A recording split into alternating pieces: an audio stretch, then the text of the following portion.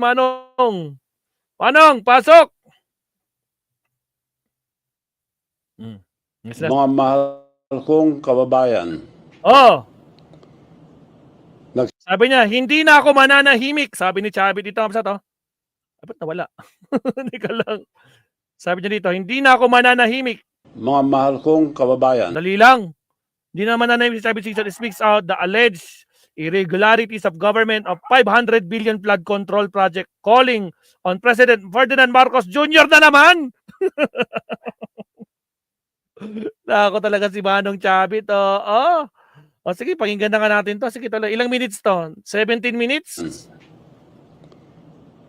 Nagsasalita ako ngayon 17 minutes, hindi Mabsat. bilang politiko, kundi bilang isang Pilipino. Pwede bang bilisan natin to? Dali nga lang. 17 minutes. Ang tagal nito Paano pa bilisan to? Dali lang Wait lang. Baka pwede natin bagalan. Ay, i-pass forward natin ng konti. Lalo na mabagal magsalita si Chavit Ay, putragis. Hindi pwede, Mabsat. Ayun. May nakita ko. Speed. Ayun. Bilisan natin. Okay, pasok, Chavit. Bilang politiko, Go! kundi bilang isang mga mahal kong kababayan. Nagsasalita ako ngayon hindi bilang politiko, kundi bilang isang Pilipino. Nagmamahal sa ating bansa. Siguraduhin mo binabasa mo na lang yun, Chavit sige, tuloy. Pero sa bigat ng mga nangyayari ngayon, hindi ko na kayang manahimik. Talaga lang Akala ko noon, asenso na talaga ang Pilipinas. Pero ito, binabagsak na naman tayo ng korupsyon. Ang taas na ang mga bilihin ngayon. Mataas na ang bili. Nung panahon nga ni Digong, magkano yung bigas? Magkano yung fuel? Umaabot pa ng 100. Anak ka naman ng kamoting. Ay, nako naman talaga mga kakabsat. Umiral na naman tong kon nito. Sige, tuloy. Tuloy pa ang pagbaha. At ang pinakamasama, bilyong piso ngayon ang nawawala gawa ng korupsyon ng mga proyekto panggobyerno. Itong flood control scandal ay ang pinakamalaking katiwalian na nasaksiyan ko sa buhay ko. 8 presidente na ang aking nasaksiyan na namuno sa bansang ito. At ngayon lang ako nakakita ng pinakamalaking sabwatan at sistematikong pagnanakaw ng kaban ng bayan. Baka nakakalimutan mo, Manong Chavit, sino ang nag-umpisa para imbestigahan ang flood control na yan? Sinong nagsabing mahiya naman kayo? Pati ikaw kasama doon? Sino nagsabi? Sino sa 8 pangulo ang nagsasabi? Si Manong Chavit naman talaga, oo. Ulyanin na pa talaga tong matandang to, anak ng kamote, oo. Sige, tuloy. Lalo pang lumala ang pagbaha mula noong umupo ang ating presidente na si Bongbong Marcos Jr. Ano daw? Ano daw? Lalo pang lumala ang pagbaha. Talagang lalong ng baha. Hanggang ngayon nga, di ba? Sa Davao, binabaha pa din. October 29, binabaha pa rin ang Davao. Tragis. Mula noong umupo ang ating presidente na si Bongbong Marcos Jr. Bakit? Dahil wala siyang malinaw na pambansang plano laban sa baha. Dali lang Putragis ka, maestro. Sigurado ka ba binabaha ang Davao? Ito, pakita natin ebidensya, anak ng kamote. Tayo dito, meron tayong resibo dito, Mabsat, no? Dali lang Dali lang, Chavit. Pakita natin yung Davao City ngayon. October 29. Wednesday. Pakita natin Davao City, Pulong. Ano na? Kamusta na ang 51 billion nyo dyan? Putragis. Binabaha pa din, no? Anak ng kamote. Wait lang Nandito yan. I-share na natin yan. Lang. Ito, Davao City, tatak 51B. Anak ng kamoting 51B yan. Yan, Ngayon yan, kanina lang mga kabsat, Davao, Anak ng kamoting Davao yan, ano pa? Ano pang gusto nyong malaman? Yan, di ba? Tragis. Lo, okay ka lang? Putragis, nako pa. Ano sabi dito? Baha sa Davao City, tignan, nakaranas ng pagbaha ang Rojas Boulevard sa Davao City pasado ng alas 6 ng umaga nitong Miyerkules, October 29, 2025, dulot ng malakas na pag-ulan. Butragis. Ano na? Ano na, Chabit? Anak ka ng kamote talaga, oo. Oh, ano na, Pulong? Putragis kayo. O siya nga, balik tayo kay Chabit. Anak ng kamoting Chabit to, oo, puro pagbaha eh. 'Di ba? Flood control na kan. Putragis, sino ba nagkanyan? Sino ba nagpasimuno na imbestigan 'yan? Anak ka ng kamote. Chabit, pasok. Walang koordinasyon sa local government, o mga governors o mayors. At wala man. Guys, tingnan natin kung ito na talaga yung huli niya. Sabi niya, hindi na daw siya mananahimik. Ito na daw eh. Bubulgar na daw niya. Putragis, paulit-ulit yung sinasabi niya. No, wala man lang bago. Anak ng kamote, palibasa kasi nakasuhan to ng plunder eh. Masama loob nito, kinasuhan ng plunder. Sabi niya, nauna pa ako nakasuhan ng plunder kaysa sa mga kaysa sa mga mastermind diyan. Oh, tragis naman. Alak ng kamote. Oo. Bakit inuna niyo ako? Bakit hindi yung Tapos hindi niya mapaliwanag yung nangyari doon sa distrito niya, anak ng kamote. O, sige, tuloy. Lang nag-counter-check kung natayo na ang mga ito o hindi at nabayaran na ito ang gobyerno bago pa lang maumpisahan. Kawawa ang ating mga magsasaka. Binabaha pa din at ang kanilang tanim dahil palpak ang flood control project sa bayan nila. Tuloy-tuloy pa rin ang malakas na pagdaloy ang baha na sumisira sa mga tahanan ng mga pamilyang Pilipino. Buong bansa natin ay nagdurusa, lalo na ang mga mahihirap. Ang administrasyon ito ay gumastos halos 500 bilyong piso para sa flood control lamang. Sabi nila may 9,800 flood control projects. Latest, Sir Leo, latest. Kung ganun, bakit palala ng palala ang baha? Binaba sa Davao! Tandaan natin, ang pera, ang ating bayan ay hindi basta-bastang nailalabas. May proseso yan. At sa dulo ng proseso, isang tao lang ang may hawak ng desisyon. Sino? Ang Presidente ng Republika ng Pilipinas. Tragis kasalanan naman ni Pangulong Bongbong Marcos. Tragis ka, Chapit, lahat. Kaya nga pa, basol manan, ni Apo BBM, mga kabsan, basol naman. Tragis ng matandang to talaga, oo. Hindi lang napagbigyan, no? No? Mga kabsan, hindi to napagbigyan eh. Akala ko naman may bago ka sasabihin. Basol manan gayam ni BBM. Gonggong ka, animal ka, Chabit, sabi ni Ma'am Des. Galit na galit si Ma'am Mendes. Tragis naman, oo. Ay, inayan. Sir Leo, kwanto latest? Kanina lang. Patunay dyan si Mintik, taga Davao yan. Ngayon, binabaha ngayon Davao. Binalita ngayon, grabe. Ayan, si Mintik. Tragis. Chabit! Tragis, akala ko naman meron kang ibabalitang bago dyan. Anak ng kamote. Ano ba yun? Recycled? Binabasa mo na nga lang. Kamote ka din eh. Sige, tuloy. Bago pa man makarating sa Kongreso ang budget, ang Pangulo muna ang nag-aproba ang lahat. Sa kanya muna dumadaan ang National Expenditure Program or NEP. Ang plano kung saan mapupunta ang bilyon-bilyon pera ng gobyerno. Pagkatapos ng NEP, ang Department of Budget and Management or DBM at ang Department of Public Works and Highways or DPWH ang naglalabas at nagpapatupad ang mga proyekto ito. Itong mga departamentong ito ay reporting direkto sa opisina ng Presidente. Hindi sila kumilos, ang sarili lang. Sumusunod sila sa direksyon ng Pangulo. Kaya nung naglagay ang Kongreso at Senado ang 450 billion para sa public work at 29 billion lang ang binawas ni Marcos Jr. Ibig sabihin, inapurbahan pa rin niya ang 421 billion kasama ang sarili niyang pinsan na si Speaker Martin Romualdez. Lahat ng malaking proyekto ng gobyerno, bawat flood control project Lahat yan dumaan sa opisina niya.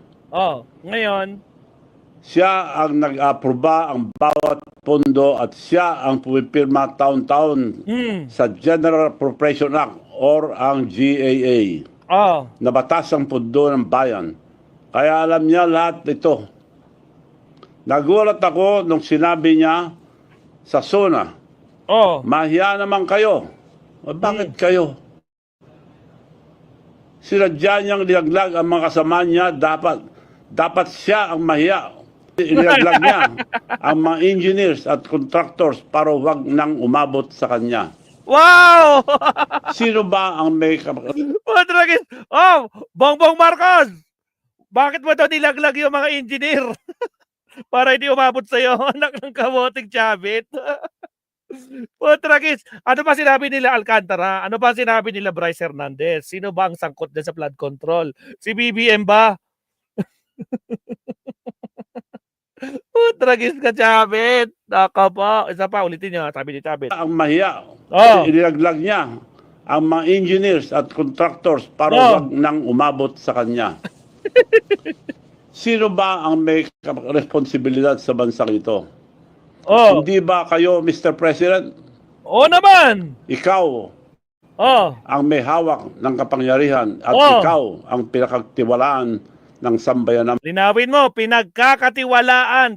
Tragis, binabasa mo na nga lang tanda, di mo pa mabasa ng mahusay. Kamuti ka naman, sige tuloy. Pilipino. Pero ngayon, pinasok na ng korupsyon halos lahat ng ahensya ng gobyerno sa ilalim ng inyong pamumuno. Tragis na ilalim daw na Pangulong Bongbong Marcos. Pinasa ng korupsyon. Ibig sabihin, walang korupsyon sa panahon ni Digong. Walang anak naman ng kamote. Sana naglolokohan ba tayo, Chavit? Kahit nung panahon, no? Nako po, Chavit, panahon mo, no? Nandyan ka pa sa politika. Tragis si Chavit talaga, oo. Ay, lako, wala naman lang bago. Chavit, walang kabago-bago. Putragis, may script ka na nga binabasa, hindi mo pa mabasa ng diretso. Grabe, binabasa halatang scripted. Ay, alak ng kamote talaga, oo, madam. Naspak, pumayat na si Chavit, sa stress na siya. Ganun ba, Ma'am Des? Anak, kawakwan, awan nakam na data nga animal nga lastog. Sabi niya. Sa mga Ilocano niya, naiintindihan niyo yan. Sinasabi niya. Tragis wow, nagulat daw si Sabit. Ano ko yun, kamote? Noon pa yung panahon pa ni Digonyo, nagsimula ang pagyaman ng mga Diskaya at mga taga-DPWH. Ayun nga, Sir Lineap. Ayaw kasi nilang nadadama. Yung tatay nilang nakakulong sa ICC at may special award na Most Corrupt Person of the Year ng 2017. Ayaw kasi nila. Di ba? Beshi-beshi yung mga yan. Nakamote. Anak ng... Ay, Chavit, kala ko naman may bagong pasabog. Actually, sabay-sabay natin ako nag-share lang ako, pero kung nag-vlog na tayo, on the spot ko rin. Hindi ko to pinapanood ng on the spot. Kaya nagugulat din ako. Akala ko naman may bago dito sa sasabihin ni Chavit. Ano na? Hindi ka naman nanahimik. Narinig ko na yung script mong yan. Ano pa bang bago? Meron pa ba? At dahil sa pagkukulang mo, nilaglag mo lahat ang ginamit mong para mailigtas lang. Putragis. Mga engineer daw ginamit daw ni Pangulong Bongbong Marcos. Anak ng kamote. Ibig sabihin, kailan pa sila na mayagpag dyan? Tas district engineer? Sinong nag-appoint dyan? Putragis, si Bongbong Marcos ba nag-appoint dyan? Anak ng kamote, Chavit. Parang hindi tumutugma yung sinasabi mo. Baka naman kan lang, no? Play safe mo lang kasi hindi mo matanggap, kinasuhan ka ng plunder. Putragis tong Chavit na to. Sige, tuloy. Ang sarili mo. Ang tawag dyan ay isang mahinang leader. Mahinang leader! Kaso nakakulong si Digong, nakakulong si Kibuloy. Nakakulong lahat ng mga tiwali. Di ba? Si Digong, sino napakakulong niya? Meron ba? Putragis naman ba? Weak leader talaga. Ganun talaga pag weak leader, no? Kayang magpakulong ng isang dating presidente, di ba? Putragis. Hindi sasantuin. Hindi proprotektahan. Ikulong nyo na yan, no? Anak kayo ng kamote. Tragis talaga. Weak leader, di ba? Weak leader. Ngayon, problemado kayo ngayon. Lahat kayo. Buong pamilya mo, problemado. Kahit si Kitty, damay din. Putragis. Di ba, sabi ni Trillanes, may mga dividendo sila sa mga kanila. Ano, abangan nyo susunod kabanata. Sige, tuloy. Tanong ako, bakit hindi imbestigahan ang ICI or ang Independent Commission on Foreign Infrastructure ang Ilocos Norte na probinsya mo? Alam nyo ba na karamihan ng mga flood control project doon ay napunta sa mga Diskaya? Halos 2.7 billion ang halaga. Ang balita ko ay may mga... Balita mo lang. Ano ba? May bago pa ba? Proyekto pang binabayaran muna bago pa matapos. Maliban pa sa mga uncompleted or mga ghost project.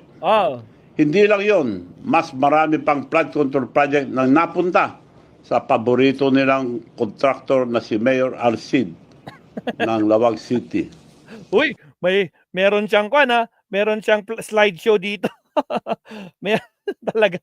Uy, ang galing ng mo, ang galing ng editor mo, Manong Chavit, Mahigit 4 na bilyon ang binuhos ng pondo sa kanya. Ang kandidato mismo ng Pangulo at paboritong kontraktor nila mula nung konsehal pa lang si Mayor. Tapos? Bakit hindi ito iniimbestigahan? Kung nagagawa niya yan sa sarili niyang probinsya, paano pa kaya sa buong bansa? Kaya hinahamon kita, Mr. President. Sige, abutin mo. Kung talagang tapat ka. Ano? Unahin mong patunayan sa sarili mo na ano? Ang probinsya mo. Ipakita mo muna ang iyong kredibilidad bago mo ipasa ang sisi sa iba. Inanyayan ko ang mga kabataan. Yan na naman. Anyayahin mo na naman yung mga kabataan na mag-rally ulit. Baka matatagdagan ka ng kaso. Sige ka. Tutuluyan ka nila. Sige ka. Dagdagan mo pa. Mga religious group. Pati religious group. Na pumunta sa Ilocos Norte at samahan ng ICI sa pag-imbestiga sa mga flood control project doon. Magsama kayo ng media para hindi maitago ang mga pag-imbestiga ng ICI. Tingnan niyo po kung paano nila ako patataymikin. Ibabaliktad nila ang kwento. Gamit nito, walang basehan na plunder. Pagdating sa'yo, walang basehan. Sa'yo, merong basehan. Anak na ng kamote, sino naniniwala sa'yo? Chavit, sino naniniwala sa'yo? Samantalang hiniling mo, hiniling mo, sabi mo sa isang radio interview, ang hiling mo lang gawing director yung pamangkin mo. Tapos isa naman, binabaliktad mo, sabi mo, in-offer sa'yo ni First Lady. Pero ikaw mismo, sinabi mo doon sa interview, nailabas na natin sa vlog yan, dalawa, no? Iba-iba ang kwento mo, paiba-iba ka kasi ng statement. Anak ka ng kamote, hindi ka kasi napagbigyan Putragis talaga to si Chapo. Ngayon, harapin mo na lang yung kaso mo. Total, sabi mo naman kayang-kaya mo naman yung nagkaso sa'yo. Si attorney na yun. Attorney Cordero ba pangalan nun? Yung babaeng Ilocana, taga Ilocos Sur. Ako naman. Sige. Laban sa akin. Pilit nila akong sinisiraan dahil pinili kong magsabi ng totoo. Agoy! Ang totoo tungkol sa korupsyon na nangyayari mismo sa pinakamatas na pwesto ng gobyerno. Ang paggawa lang nila ay gumawa ng plunder case sa akin para... Ay, Pangulong Bongbong Marcos, ikaw pala nagpa-plunder case, no? Anak ng kamote, taga Ilocos Sur kayong nagkaso sa'yo ng plunder, Di ba? Taga Ilocos mismo. Ilocos Sur, kababayan mo pa. Tragis na ako naman, Chavit. Kaya ka tuloy sumasabit, Anak ka ng kamote. Sige, tuloy. Patahimikin ako. Ang nagsampa ng kasong plunder laban sa akin, yung babae. si Atty. Tilly Cordero, Cordero isang abogadong suspendido ng Korte Suprema. Agasem, suspendido daw. naghanap siya ng mga butas dito sa nagkasa sa kanya ng plunder. Suspendido daw. Bakit suspendido pero nakabalik. Ano nangyari? Tapos, Juan, oh, dahil sa paglabag sa Code of Professional Responsibility ng mga abogado. oh, Pumunta po siya mismo sa aking bahay upang humingi ng pera at humingi ng pera. Paulit-ulit, alam na namin yung kwentong yan. Ano pa? binebentahan niya ako ng, ang sabi niya, Putragis, akala ko naman may bago. Sabit, narinig na namin yan weeks ago pa. Ano na, may bago ba? Putragis, narinig na namin yan. Binentahan ka, tapos sabi mo, pangit yung resort, di ba? O ano pa, may bago ba? Putragis naman. i-cross pa sa River Canal para bagong palengke or bagong municipal hall. Mga ghost project lang. Ang pinakamasamang ginawa niya ang mga mag-imbento ng mga ghost farmers. Ang populasyon po, ang bayan ng Narbacan ay 44,000 lang.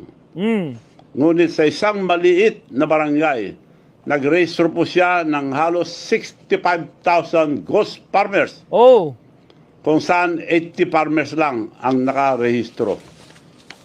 Sino yan? Sino yan? Yan ang kaso ang dapat atupagin ang ombudsman.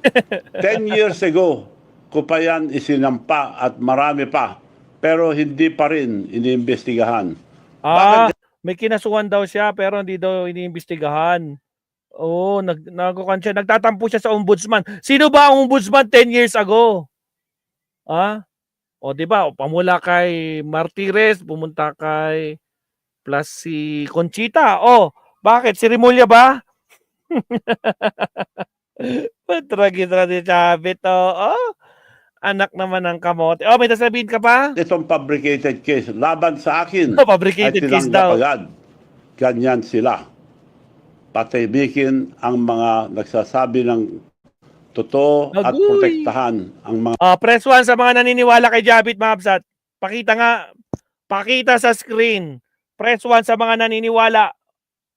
Press 2 sa hindi naniniwala. Jabit, tignan mo ha. Baka sumabit ka. Press 1 sa mga naniniwala kay Jabit. Press 2 sa hindi naniniwala kay Jabit, mga kakabsat. Ng kamote, kada ko may bagong sasabihin to. Putagis, paulit-ulit. Ayan Jabit, nakita mo yung mga nagtutu. Walang tiwala sa iyo mga yan. Animal yan, sabi niya.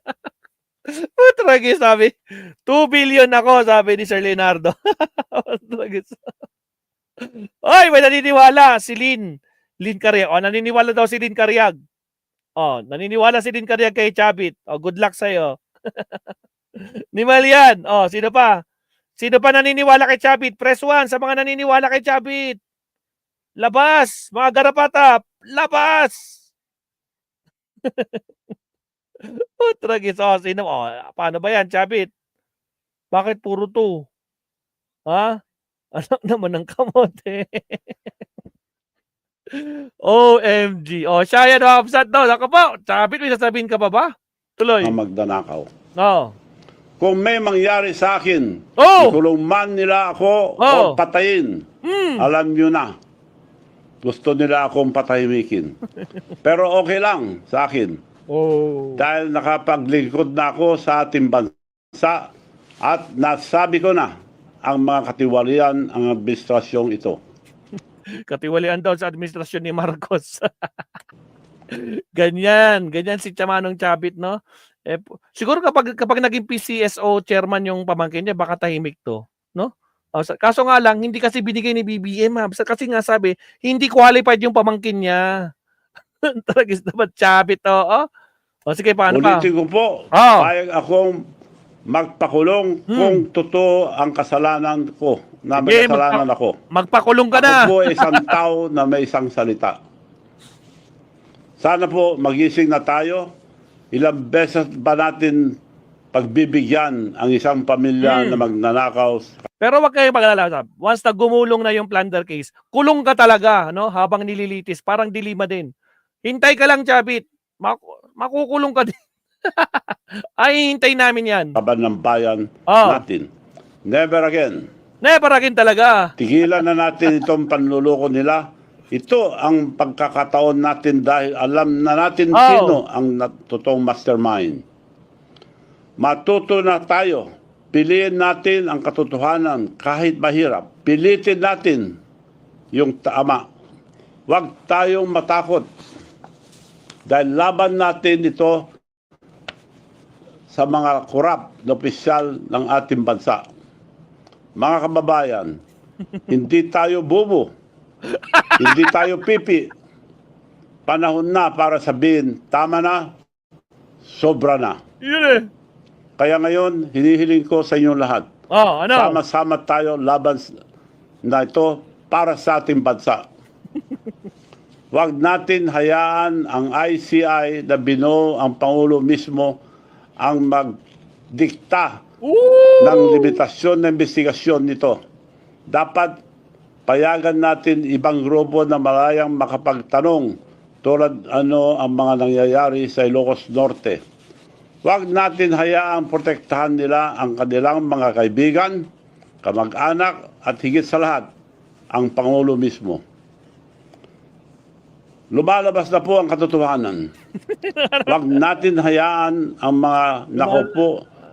Lumalabas na ang katotohanan. Natumbok na nga, di ba? Natumbok na, sabi ni Bongo. Natumbok siya.